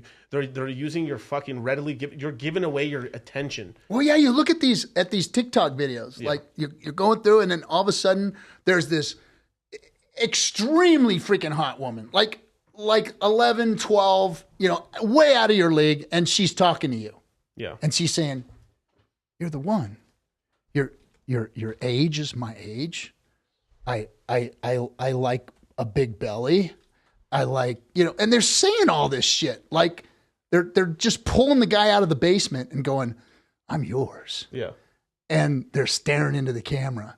And it's like, is this shit for real? What are they doing? They're just trying to get followers, really. Yeah. They're just, and now guys should be aware of that. I mean, well, if they're just looking for fat material, then, you know, whatever, that's fine. But I mean, all right, now trying to play the stripper game with them, you know, hey, I'll just keep feeding them money and likes and hearts and all that stuff, and maybe one day, somehow, some way, I'm gonna make. I mean, go read The Rational Male, you guys. Go read. I mean, there's a Rational Male's second book is really interesting, where it has an entire timeline of what happens in a girl's life and what kind of guy she's looking for and what she's going through and why like you could be the bad boy that she's dating and then she dumps you and then eventually gets in with the dork and stuff like. There's like all these different phases of a girl's life and stuff like that. It's in there starting from age 15 all the way up to 45. After 45, and then it continue after there because we don't care.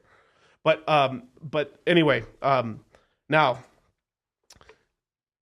if we have a price chart, right, or we have like some an x-axis or whatever, we have a nice little like chart right here, right? If we go the price of Hex is completely correlated to the and this is usually with crypto. The higher the crypto price goes, the hotter the chicks get. Completely correlated. Now we have higher lows, right? So we're not going to get the we're not going to have the no chicks that we had in the beginning of crypto, but the higher crypto goes, you guys, starry-eyed, I'm looking to the stars. The higher crypto price goes, the hotter chicks are going to get. Instead of 3s, we're getting 5s. And then we might get a 6.5, which we're at right now. According to RG3, he won't say it. Fucker won't say it on camera. But he says, oh, man, these 6.5s. Big payday with space. Oh, man. Okay. And if you're going to hold out, at least hold out for a 9, you guys, or some 8s and shit. I got to save some face in the conversation. Hit the Pepe.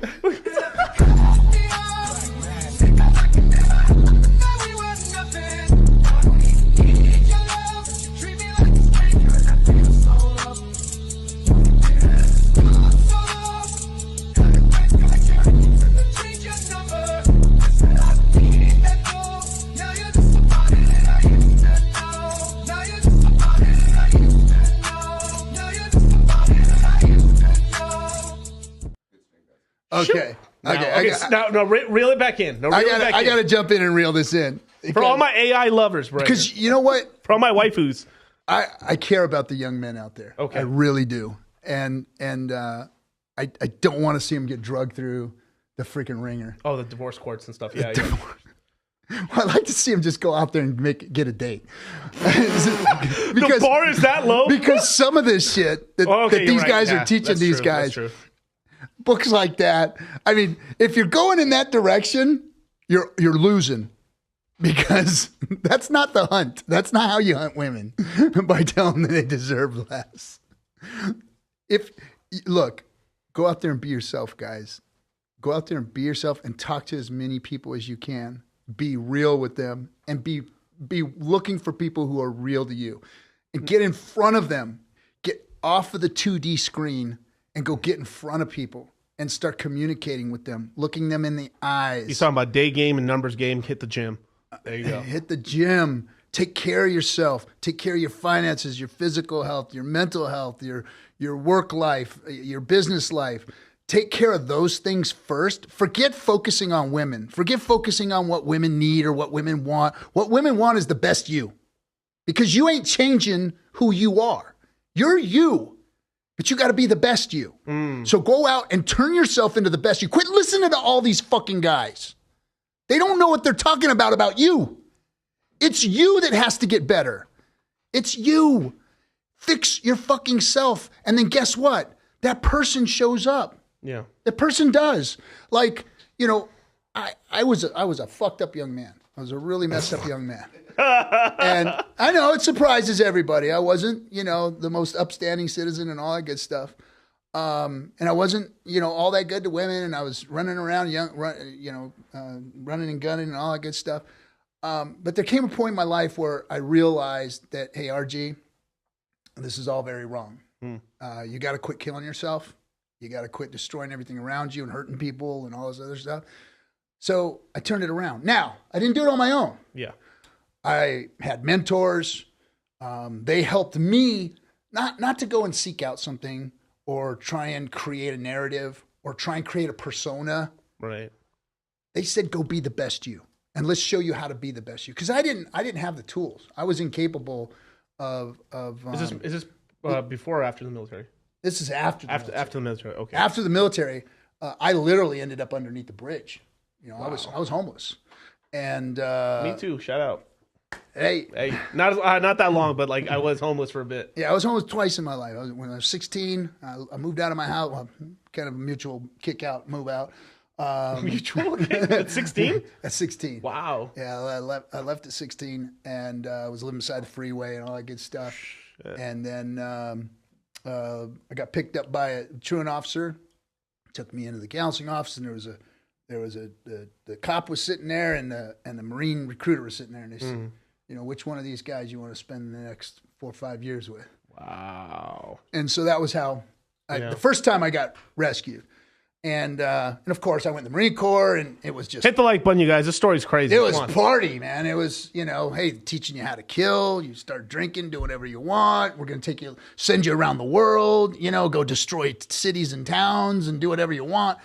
So I really didn't learn any life skills. Yeah. I learned some other skills, but they weren't life skills. So when I came out, I was ill-equipped. Right. I was a grown man.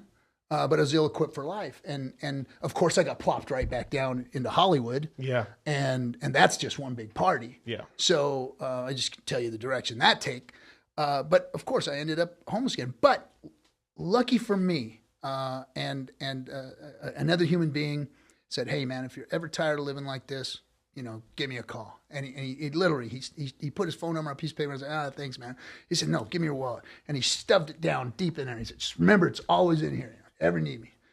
And there came a time when I needed that phone number, and him and a bunch of other guys, mentors, men that were living good lives, that were married, that were members of society, that had jobs, all that stuff. Because I was incapable of doing all that stuff at the time. And these guys said, "We're going to show you. Show you how to get up in the fucking morning. We're going to show you how to make your bed. We're going to show you how to go get a job. We're going to show you how to eat. We're going to show you how to do all the things. Everything. All the basics. All the basics that make you a real man." And so I did. I started learning all of that stuff. And slowly but surely, I got to the important shit. The stuff that's inside. Right. The deep stuff. The stuff that's in your fucking head. The stuff that's in your heart. The stuff that broke you. Stuff that, made you an undesirable person. Or made you want to go out and abuse yourself and abuse others and all those kind of things. Because human beings aren't naturally like that. If you've ever had a child, they come out and they're just fucking perfect. When they're little kids, they're so innocent and perfect. Like my 6-year-old, man. It's like I've raised 2 other kids already. And there comes this point in life, and it breaks my heart when it happens to these kids, because that they finally got the real world in them. Because they're so full of magic at 4, 5, 6 years old, and everything is still all about you, and everything is magical to them. And then all of a sudden the world somehow, some way slaps them in the face. And a lot of, children don't get to go even to 6 years old. Yeah. They're already abused or misused at 3, 4, 5 years old, so they already, life slaps them in the face. And guess what? That starts programming them to be that fucked up person. This is not just natural behavior. These things are learned. These things are forced into us as we're growing. And then we just take it along with us, and then maybe we mask it somehow, some way, with a drink or a drug or a chick or a job or a career or a school or a hobby or whatever it is that we mask it with, and we just let that shit sit in there. And then it comes out every once in a while and fucks up a relationship, or it comes out every once in a while and fucks up something that we're doing, a business or a deal or something, and we never get to uncover those things. So what those people did for me was they said, "Hey, man, the reason you do all these things to yourself and other people is because you got some fucked up things going on. Yeah. You got to reprogram yourself. You got to realize that everybody else is out there in the world, no matter whether you like them or not, whether they're bad or good, they're sacred. They're just as important as you are." And you have to get out there and learn how to deal with that. You have to live life on life's terms, and you have to go be the best you that you can be. Because there was a time I was sitting at this table, right? And there was a bunch of us men that were all downtrodden, all homeless guys out of prison, whatnot. And I was living in this facility. And what age? I'm about 27, 28 years old at this point. Got it. So I'm a young man, ready to like go into the world for real. It's like it's time. You're old enough, bro. It's a launch point. It's launch point. Yeah. And so for the first time ever, because I grew up in the streets in Inglewood and Norwalk and Wilmington and all of these LA streets, and I looked to gang members and people in my neighborhood that can get me things or protect me or whatever. Those were the people that I was kind of mentored by. I looked up to them, and those guys were fucked up people. But so I'm sitting on this table with all these men, and they're all downtrodden too. And there was a gentleman there that was running the place, and he was in his 50s, 60s, and very knowledgeable, very experienced, and had been through the ringer himself, and was helping us. And we were doing what was called a goal setting workshop, right? Gotcha. So we're doing goals, and he said, "I want you guys to write down everything that you want in life. I want you to write it all down and set goals." And I'd never done no shit like that before, right? I'm like, this is crazy. Okay, so sat down. Yeah. Now I'm living at this place and eating out of the community cupboard. Right. I didn't have any money. I didn't have a job. So I'm eating ramen noodles, crackers, and if there was some peanut butter, I was able to spread that on the crackers, right? Right. And drinking water out of the sink. So that's how I was living. Yeah. I was sleeping on the couch because I couldn't afford to get into a room, but they were letting me sleep on the couch. So I'm like, okay, I'd like to get off the couch. You know, that was my goal 1. Goal 2, I want to have real food in the refrigerator versus ramen noodles and crackers, right? For a fucking month or 2, I'm living off of crackers, right? So it's like, it's hard, but at least I got a roof over my head and a place to lay down. And then these guys, they were the guys that were around that were mentoring all of us. They had a softball league, you know. And I said, hey man, I'd like to get a glove so I can go play softball with these guys. You know, that would be cool. So I roll it down. I put my chest out. I'm like, yeah, did my shit. So homeboy comes walking around, you know, and he's got his hands behind his back, and he looks down. I'm like, and he's reading it, and he reaches down, and he grabs it, and he crumbles it up, and he fucking throws it in my face. And I was sitting there all chest puffed up. I wrote down 3 lines or some shit. And he looked at me, man, like he got in my face and he's like, that's all you got? Like, that's the desire in your brain and in your heart is get off the couch? Like, not eat ramen noodles? What you want? Crackers? Some boxed macaroni and cheese would be better for you? God damn, bro. A baseball glove? Really? A baseball glove? Like, this is your goals. He said, fuck you, do that over. And I was like, no, wait, fuck you. What are you talking about, man? I said, what do you want me to put down here? A fucking house, a career, a beautiful wife. You know, I'm looking at a guy that just got off from underneath the bridge. Yeah. And you want me to put that shit down? He goes, there you go. That's exactly what I want you to do. Write that shit down. And I was like, fucking Harley Davidson. Yeah, okay. I wrote it all down. And then we stuck those papers underneath there was a big round table of glass, you know, stuck the paper. And we looked at it. You know, I lived in that house for 18 months. It was a halfway house for ex-cons and shit. And so got the house, got 3 of them. Yeah. Harley, I sold that a long time ago. Wife, 22 years on Friday. I was about to say you sold that too. You know, yeah. kids, cars, careers, businesses. It happened. The whole thing, it all happened. Everything I wrote down, you know, happened and some. You know, and that's because I chose at that moment to listen to somebody who said, no, you got more in you. Yeah. You got more in you. You can do more. You can do better. And then I had people that I started surrounding myself with. And I remembered that skill I had as a young man in the ghettos of putting people that had the skills or the things I needed, that I would befriend, I would network with. I learned how to network in the ghettos, man.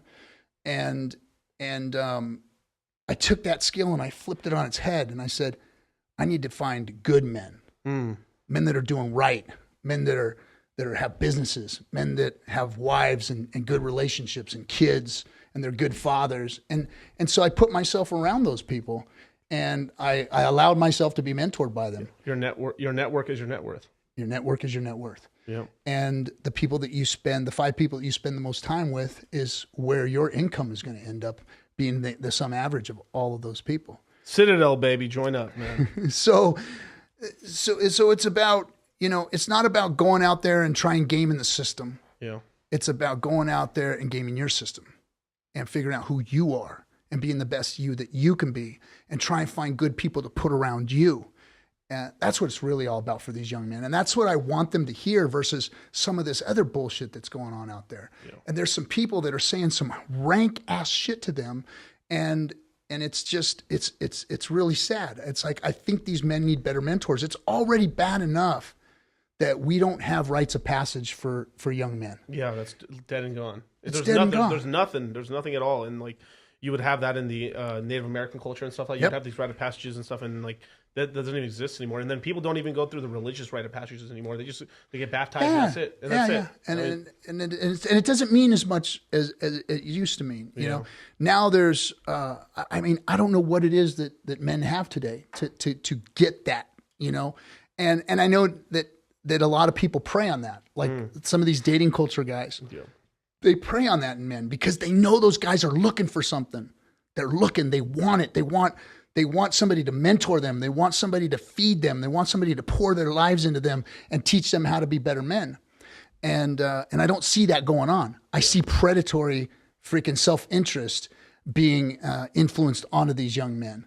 Like, the guys that are in jail right now, some of the shit that they said, some of the ways that they talked were like that. It sounded predatory. And it almost shows what they were doing is that they were being predatory, with the OnlyFans crap. Shout out to Chris Chronic. Is damn deep. I needed to hear this, especially after hitting rock bottom after surviving cancer. Hey. Oh, man. Shout out to you, dude. My heart's out to you. I never had to go through anything that hard. My illness was self-induced, and so you didn't have any choice. That thing hit you. But man, it's just you can always come back. You can always come back. Get back on your feet, and go and seek out the things that are going to help you be a better you. You've already had the big C. So now it's about changing your lifestyle so it doesn't come back and get you again, and you can always come back from stuff, guys. You can always come back. There's always a second chance, and with suicide rates going up and stuff, man, it bothers me because there's no reason for anybody to do that. Yeah, life is too good. Life is too good. I really, even though there is some people in the dating industry that I think they're trash, a lot of them are actually doing a lot of good. There's a lot of men, a lot of depression in men. It just comes from not being able to have relationships, and stuff like that. So helping them, because a lot of them. Obviously, you come to that space, not the crypto space, but like the red pill space, because you're just trying to get laid, and then eventually, it's true, you're trying to get laid, and then eventually you actually learn like some social skills. Yes. And then from there, you actually create this community around you, and then you find a brotherhood and stuff like that. Same thing in the crypto space. You find this brother. So I modeled a lot of stuff I do for our groups from the red pill space, but as well as added the crypto slang to it, and the moon gang, the Citadel and stuff is like a way for people to get around people that are like-minded and growth-oriented and stuff. Not like Debbie.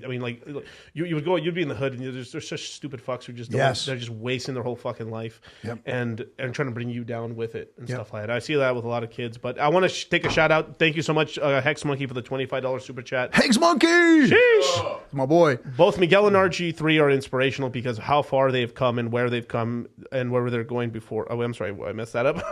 where they're from and where they were before and what they've done to overcome, man. Listen and learn from these gents. Hey, thank you so much, man. Thank you so much, bro. No, I appreciate that, Monkey. He's one of our best. I mean, they don't make him any better than that guy there. I've seen him come to people's aid. Yeah. He's participated in just about everything. He's a good man. So that's why he's a mod. Thanks for the kind words, bro. Shout out to Ballia Brand, profound stream, man. Thank you so much, dude. Oh, Brand. Oh, I haven't seen Brand in so long. I keep telling Brand to come down here to Vegas, man. We got to get him out here. Come on, Brand. He comes out here, Brand. I will drive up here and come hang out with you. Miss you, bro. Brand the man. I